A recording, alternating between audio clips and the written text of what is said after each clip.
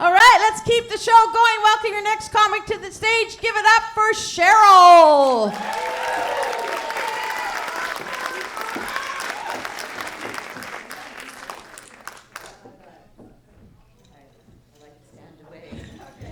Stand away. No.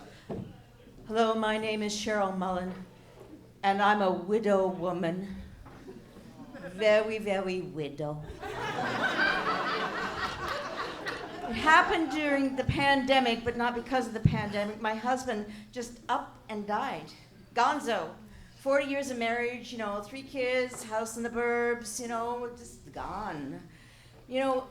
Isolation during the early days of the pandemic, isolation as a widow, it just was like, it was pretty skibbity toilet. I get all this widow advice from people that were well-meaning that had nothing meaningful to say to me except in bumper stickers and like those little things you get at Winners or Home Sense, those square things with the affirmations on them. And they'd say things like, let it go, it's only stuff for the downsizing. And they'd say to me, embrace your tomorrows. And things like, live your best life. Oh, I'll get right on that. So I take myself, my little heartbroken self, down to White Rock to look at the seagulls and the ocean and the trains going by, and I see only couples, retired couples, holding hands and living their best life. Yep, so couldn't I just hip check one of those couples right in front of an oncoming train? Maybe 2 or 3. I would be living my best life and they'd go together. What's the problem?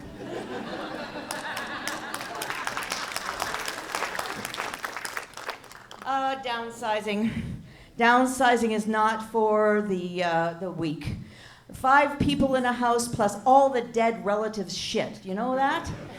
And my hubby, I would start the downsizing in his inner sanctum, which was the basement, and I found out a horrible secret.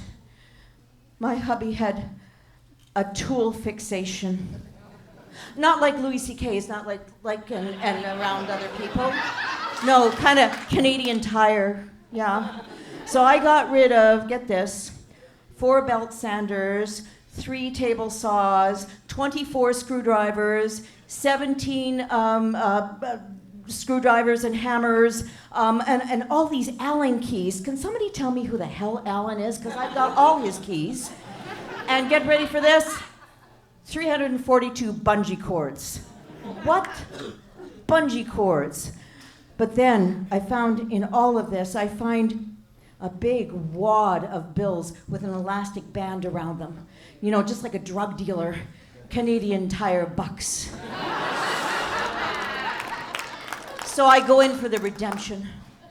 And I'm gonna get me a weed whacker or maybe one of those low-end Nespresso machines. And I come out with a year's supply of pine tree car deodorizers and a 4-liter of windshield washer fluid and a bungee cord. An in memoriam bungee cord. But the fact is you just never know when you're gonna tie somebody up. As a matter of fact, I'm gonna be babysitting the grandkids this weekend, so I could use that. I had a secret as well when I went into the pantry. Yes, I found my sin. I went in and it's white powder in little tiny blue and white boxes.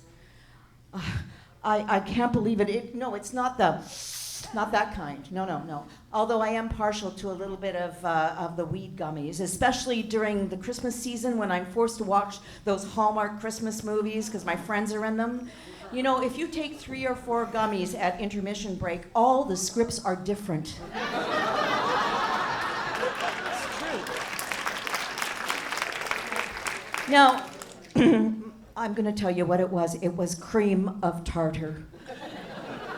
Cream of tartar is my weakness, my unbeknownst weakness.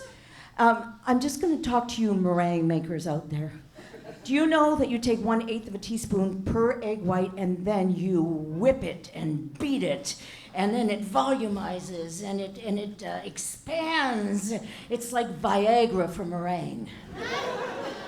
So, meringue makers, you know that you only need that 1/8 of a teaspoon. I had 9 boxes.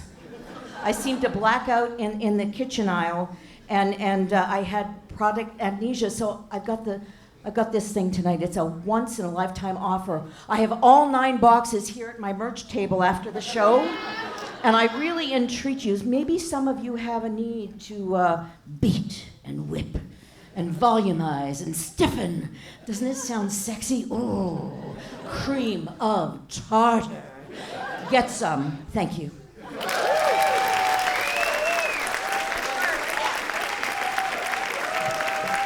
Give it up for Cheryl.